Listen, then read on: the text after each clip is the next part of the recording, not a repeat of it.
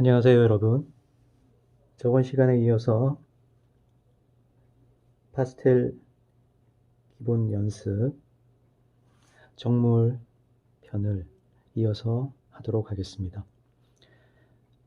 저번에 테네브리즘과 기본적인 명암법에 대한 것들, 다양한 명암에 대한 표현들 어떻게 좀 찾아보셨는지 모르겠습니다. 그때도 말씀드렸다시피 표현의 반복된 훈련은 굉장히 중요합니다. 필요하고 몸의 재료가 무엇보다 익어야 될 테니까 매우 중요하겠죠. 근데 결국은 그것이 어떤 감각이나 또는 창의적인 의도와 잘 맞물려지지 않는다면 별로 소용이 없겠죠. 그저 테크닉만 뛰어난 것으로는 좋은 작품을 그려내기 힘들다고 생각을 하시는 게 좋습니다. 저번 시간에 이어서 진행을 좀 더 해보도록 하겠습니다.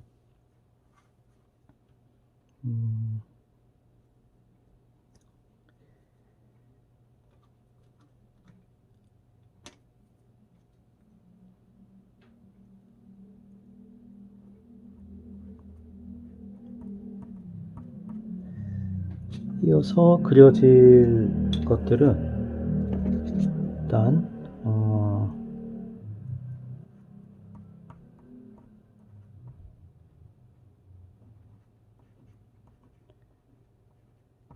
저번 시간에도 말씀드렸다시피 많은 부분들을 그리지는 않을 생각입니다. 어떤 부분이 필요한 부분인지, 그리고 어떤 부분이 시각적으로 효과가 있을 것인지에 대한 것들을 느껴보면서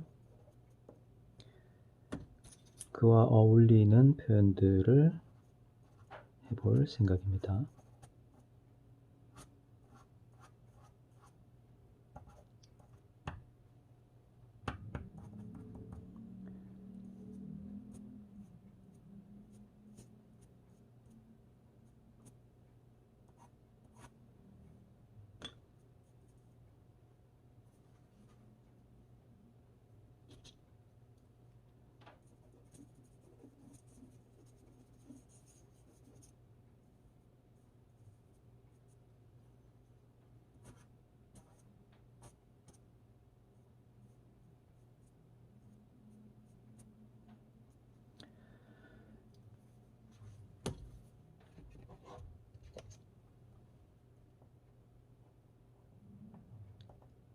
저번에 말씀드렸던 퍼지는 중간 톤에서 전에는 한정된 색상 안에서 움직였죠. 오늘 같은 경우는 조금 더 중간색 자체를 저번에 사용하지 않았던 색채들까지 좀 쓰면서 중간색을 적극적으로 쓰려고 합니다. 그리고 그 중간색은 저번 시간에 말씀드렸다시피 필요한 부분에 집중을 해서 쓸 거고요.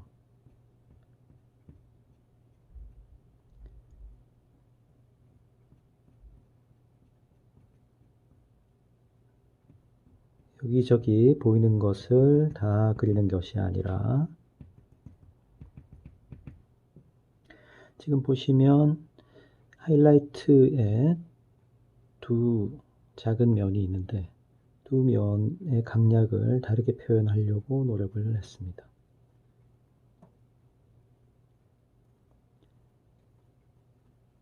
그리고 이런 부분에서 흘러내리는 하이라이트 같은 경우도 위에서부터 밑으로 똑같이 표현을 하는 게 아니라 리듬을 느끼거나 만들어서 표현을 했습니다.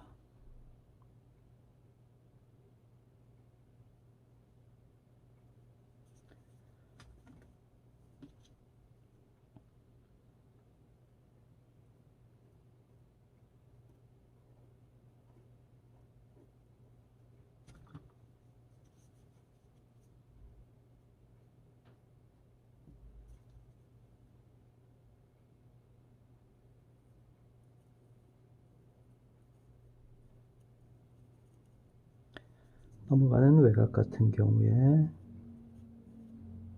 사실 지금 이 부분은 지금 이렇게 건드릴 게 아니라 배경 처리를 조금이라도 하게 된다면 나중에 배경을 처리한 다음에 처리를 하는 게 사실은 더 좋겠죠. 근데 일단 편의상 여러분들이 보시기 편하게 좀 다듬겠습니다.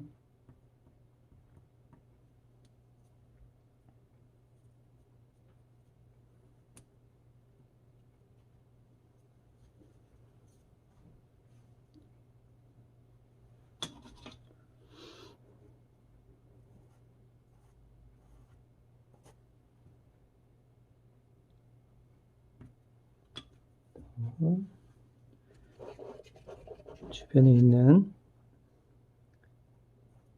다른 물체를 좀 건드려 볼게요.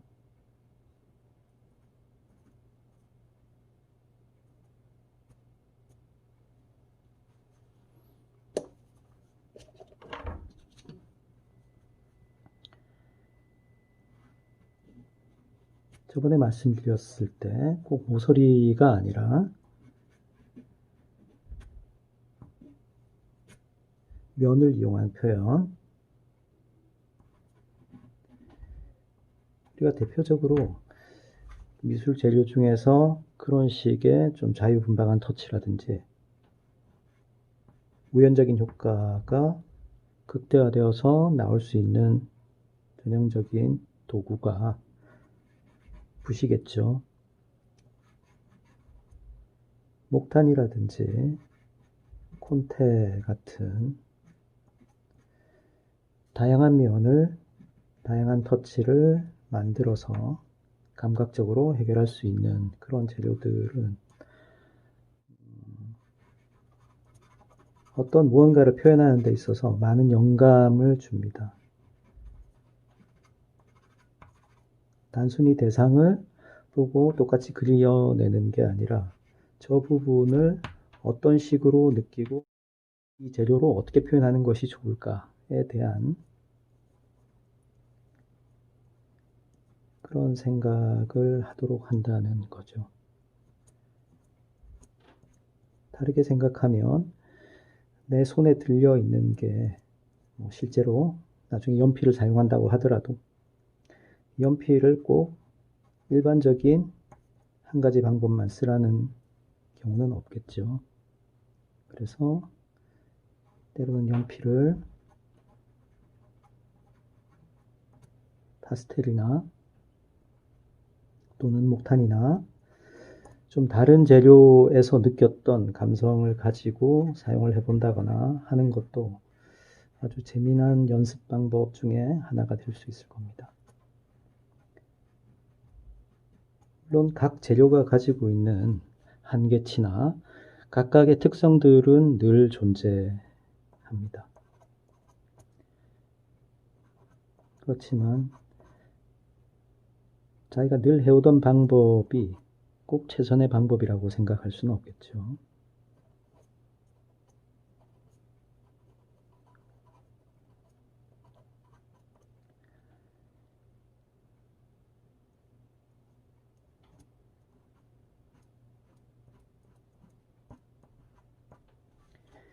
파스텔이라는 이 도구를 수업의 커리큘럼으로 넣게 된 여러 가지 이유들이 있을 수 있는데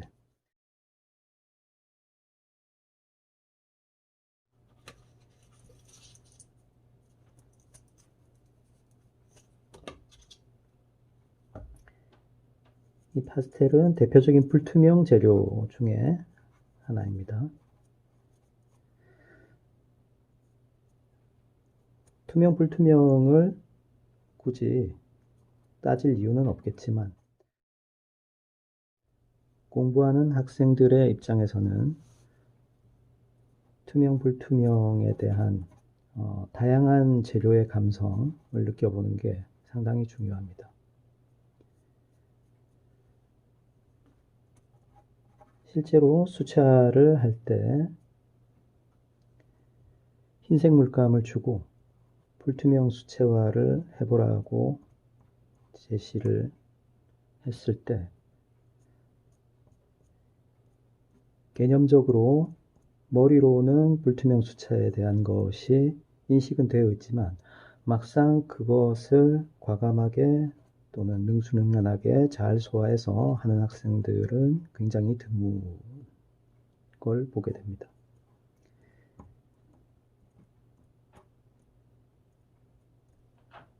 결국은 우리가 머리로 알고 있는 것과 정말 그 재료의 다양한 감각을 느끼면서 표현하는 것, 그러니까 훈련되어진 것과 순간순간 감각적으로 해결해내는 것과는 분명히 차이가 있다라는 거죠. 그런 면을 봤을 때 이런 불투명 재료들을 아크릴이라든지 유화라든지 또는 파스텔, 여기서 불투명이라는 거는 기본적으로 흰색을 쓸 수 있다라는 거죠. 밝은 부분을 적극적으로 그린다는 의미도 될 테고, 그래서 이런 연습을 하다가 보면 밝은 부분을 직접적으로 과감하게 그려간다에 대해서 거부감이 없어지게 되고,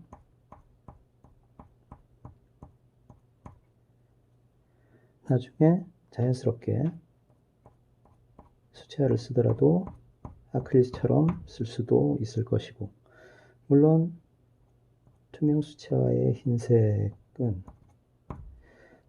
불투명 아크릴 같은 정도의 은폐력을 가지고 있지는 못합니다만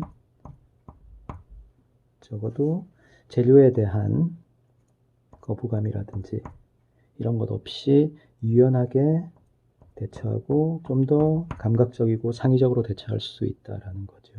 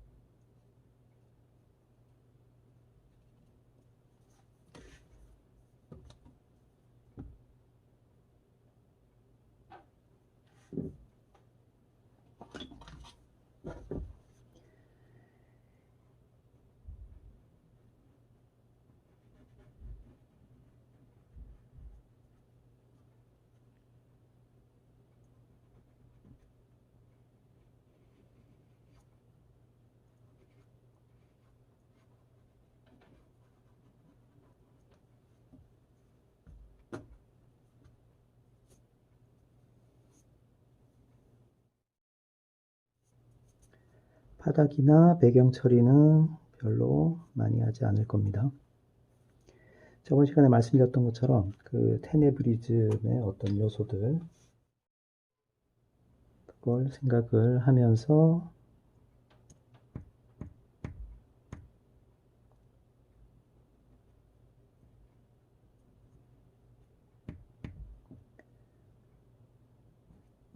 최대한 필요한 이미지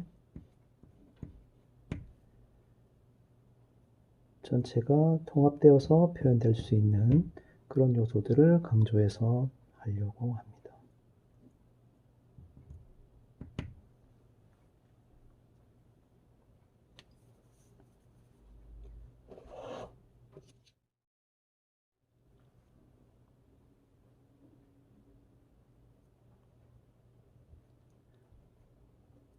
오늘 주로 보여드릴 것은 저번 시간에는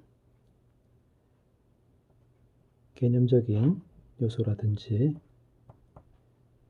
우리가 그림을, 실기를 접근을 할 때 미술사나 이론적인 부분들을 어떤 식으로 분석하고 찾아가 볼 것이냐, 그리고 실제로 그림을 그리는 부분에서 그런 것들을 어떻게 적용을 시켜서 표현할 것이냐에 대해서 말씀을 드렸다면, 오늘은 좀 더 디테일을 내는 부분들, 사실 이 파스텔 같은 경우는 디테일을 내는데 그닥 적합한 재료는 못 됩니다.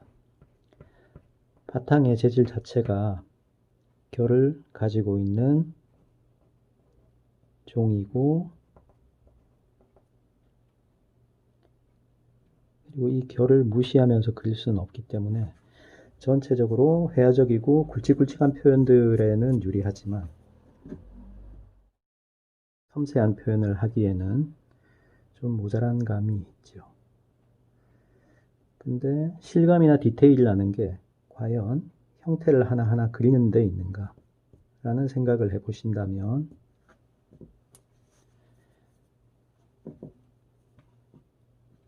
베르메르의 진주 귀걸이를 한 소녀라는 작품을 아실지 모르겠는데, 그 작품 같은 경우에 보면 그 입술 옆에 하이라이트라든지 생각보다 많이 다듬어서 그리고 있지는 않습니다. 가볍게 붓이 스치고 지나간 것 같은 그 느낌에서 빛과 그리고 피부의 표면의 어떤 촉촉한 느낌이라든지 그런 것들을 여러 번 그리는 게 아니라 단번에 찾아낸 표현이 굉장히 감각적으로 보여집니다. 물론 꼭 그렇게 그려야 된다는 건 아니고요. 그런 방법도 있다라는 거죠. 그래서 디테일을 찾아간다라는 것이 꼭 형태나 묘사에만 있지 않다.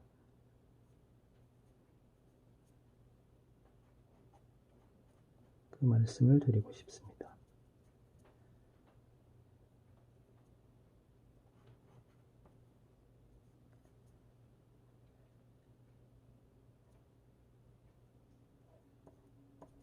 줄리앙 슈나벨이라는 현대미술 작가, 지금은 영화감독으로 활동을 더 많이 하고 있죠. 그 사람이 만든 영화 중에 고우 영혼의 문에서라는 영화가 몇 년 전에 상영을 했었는데, 거기 보면 고갱과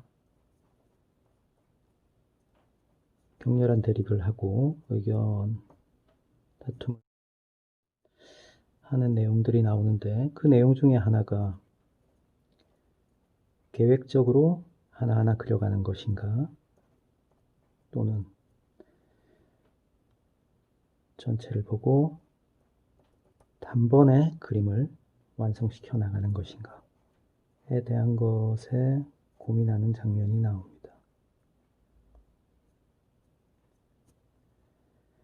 꼭 어느 한 가지가 정답이라고 볼 수는 없겠죠.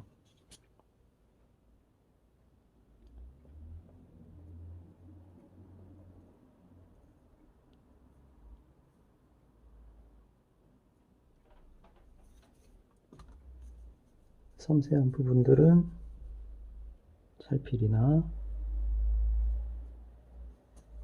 또는 필요하면 연필 파스텔을 약간씩 사용을 하셔도 좋습니다. 연필 파스텔을 사용을 하실 때도 지금 제가 막대 파스텔을 사용하는 걸 보듯이 뻑뻑하고 단조롭게 터치를 쓰고 있지는 않죠. 어느 한 부분이 아니라 그 다음을 같이 예측을 하면서 처리를 하는 게 좋습니다. 물론 저보다 훨씬 섬세한 감각을 가지고 있는 친구들은 더 예민한 표현도 가능하겠죠. 얼마든지 그렇게 해도 좋고요. 또는 저보다 더 대담하고 크게 보는 감각이 좋은 사람들은 그렇게 처리를 하시면 되겠습니다.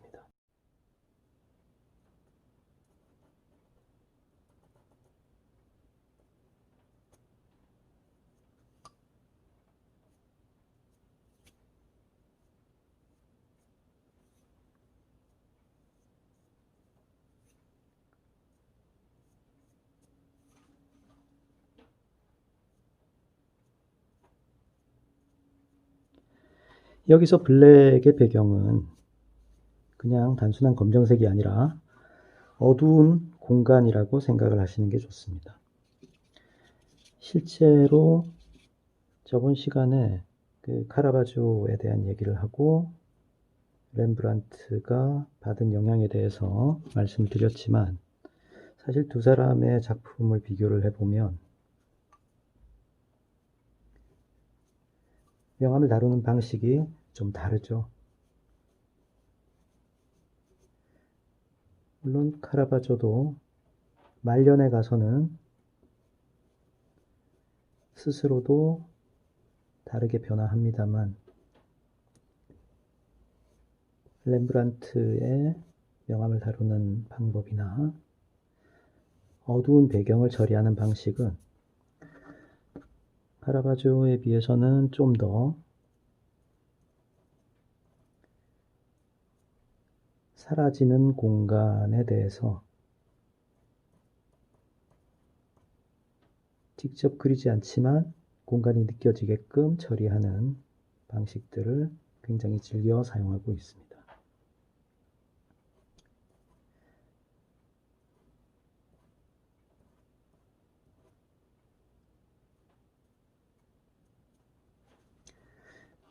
지금 혹시 이 블랙의 배경이 공간처럼 보이고 있나요?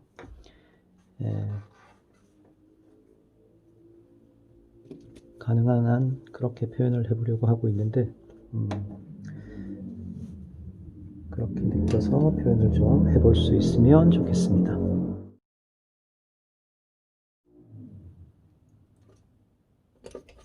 배경이나 바닥 같은 경우는 어떤 처리를 하셔도 상관은 없는데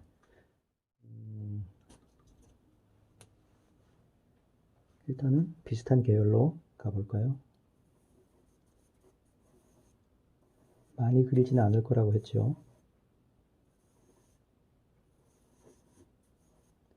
실제로 이렇게 배경에 기본적인 색감이 들어가 있는 경우는 그림을 완성시키는데 그리 오랜 시간이 걸리지 않습니다. 쉽고 빨리 완성이 된다는 거죠. 여러분들이 평소에 그림을 그리듯이 차곡차곡 쌓아서 그리는 단계를 지나쳐서 바로 완성에 가깝게 그림을 그리실 수 있다는 얘기가 됩니다.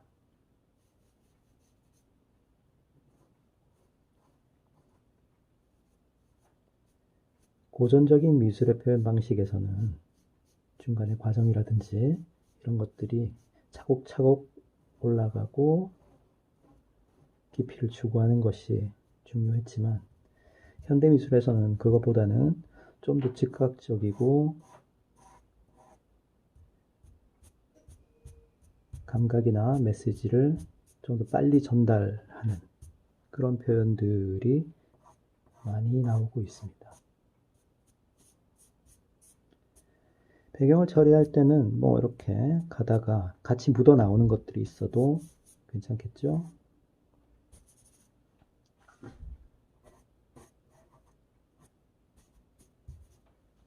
아까 말씀드렸다시피 이 블랙의 배경이 공간이다라는 느낌을 충분히 느끼면서 표현을 할 수 있으면 좋겠습니다. 만약에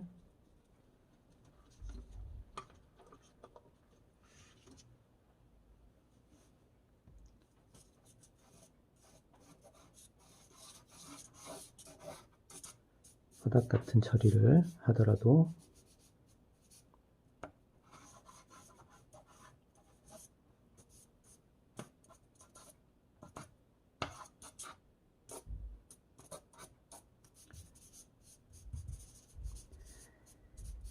막상 그림을 그려보시면 터치의 속도라든지 화지의 재료가 닿을 때의 느낌의 차이,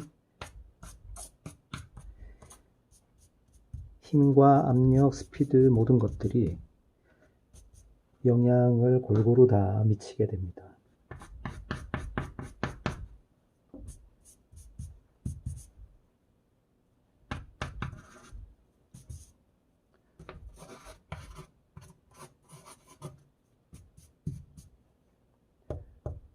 꼭 다 부비지는 않아도 괜찮습니다.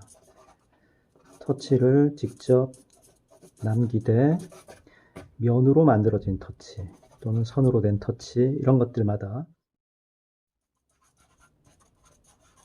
톤이 쌓여 나오는 느낌들이 다르기 때문에 다양하게 처리를 해보셔도 좋겠습니다. 그림자의 처리 같은 경우는 이렇게 지워서 처리를 하면 되겠죠.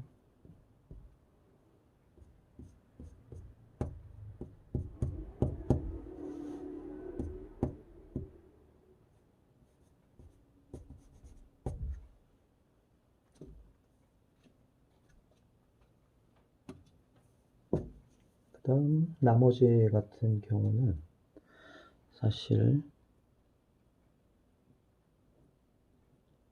디테일을 더 강조하는 쪽으로 시간을 쓰시면 되겠습니다.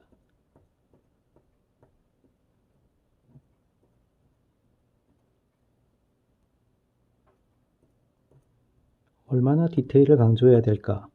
사람마다 다 다르겠죠. 아까 말씀드렸던 사실적인 표현 방법이 사람마다 다르다라고 얘기를 했죠. 그래서 각자 완성이 되는 순간은 아마 다 다를 겁니다.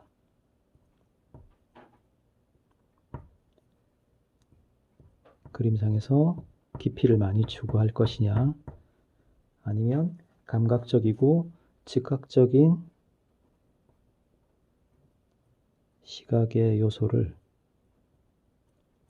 잡아주면서 끝낼 것이냐에 따라서 처리가 많이 달라지겠죠.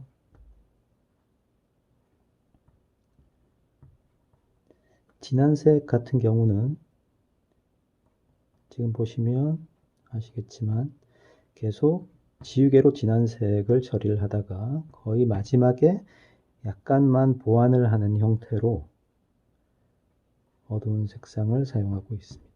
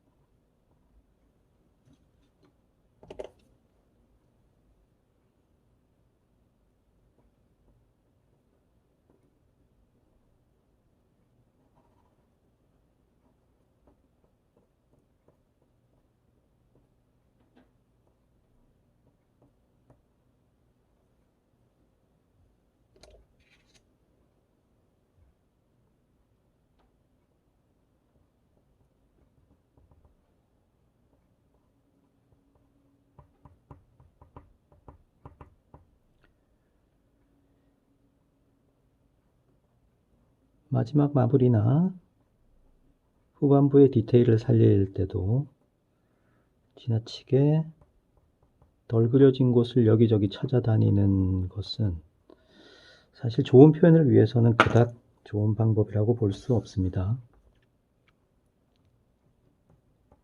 시험에 익숙한 학생들 같은 경우는 조금이라도 더 전체적인 성실도와 완성을 위해서 물론 그것도 중요하죠. 전체적으로 안정된 표현을 찾아가는 것은 굉장히 중요한 요소 중에 하나입니다만 결국에 가서 최종적으로 이 그림이 어떻게 보일 수 있는가에 대한 것은 그것보다 좀 다른 것에 영향을 많이 받습니다.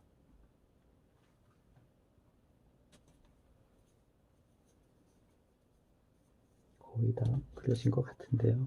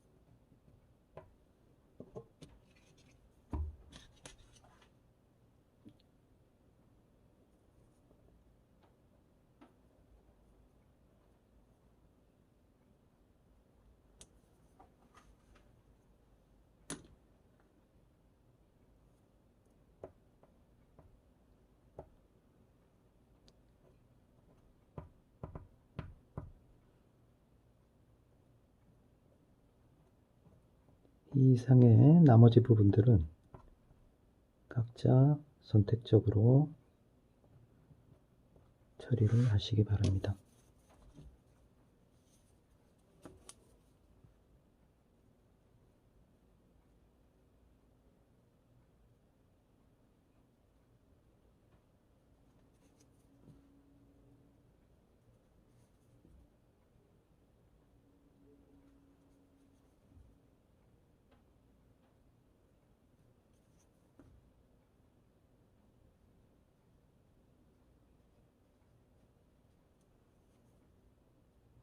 저번에 말씀드린 외곽의 처리 또는 액센트나 이런 요소들을 지나치게 날카롭게 보진 마시고요.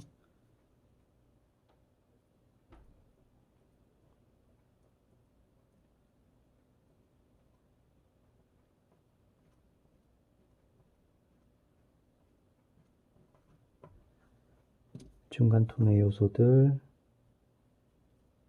꼭 잊지 마시고 조금 더 세련된 깊이에 대한 것을 놓치지 않고 표현을 하셨으면 좋겠습니다.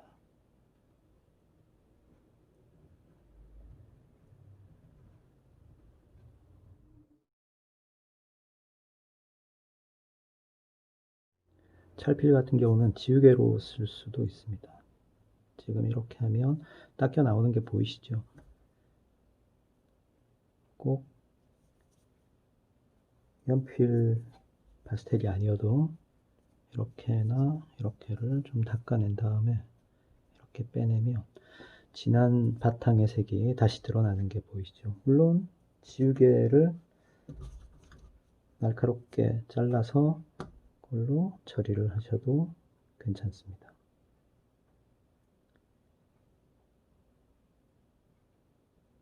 어떤 경우에는 불투명 기법의 중요한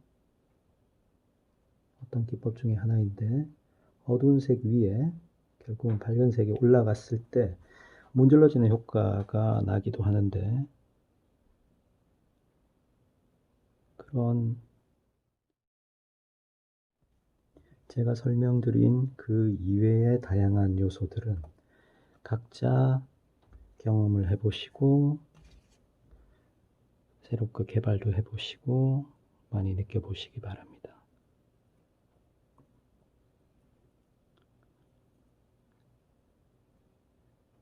계속해서 말씀드렸지만 방법은 절대 한 가지가 아닙니다.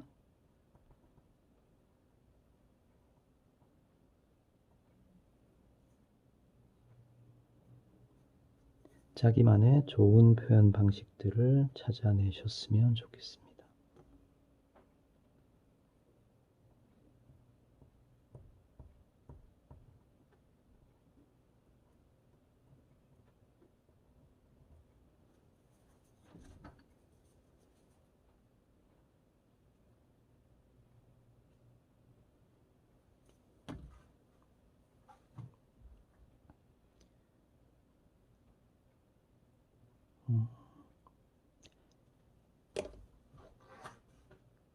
전체가 어느 정도 나온 것 같으니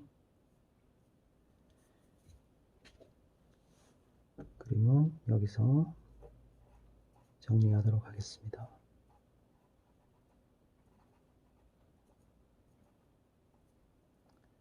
마지막으로 외곽을 조금만 더 정리를 할게요.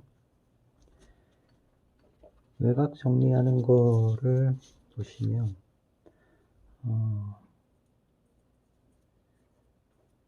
깜깜한 우주 공간에 달이 빛을 받으며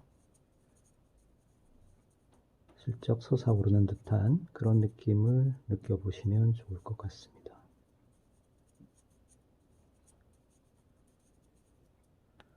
구의 외곽이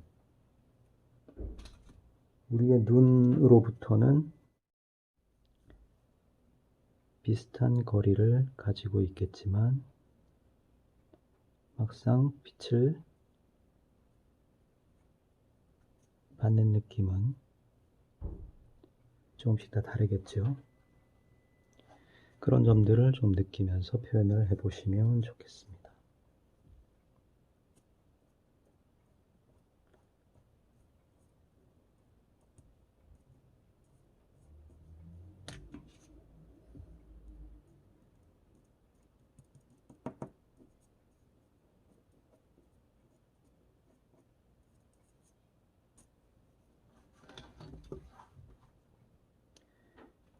이상으로 강의를 마치겠습니다.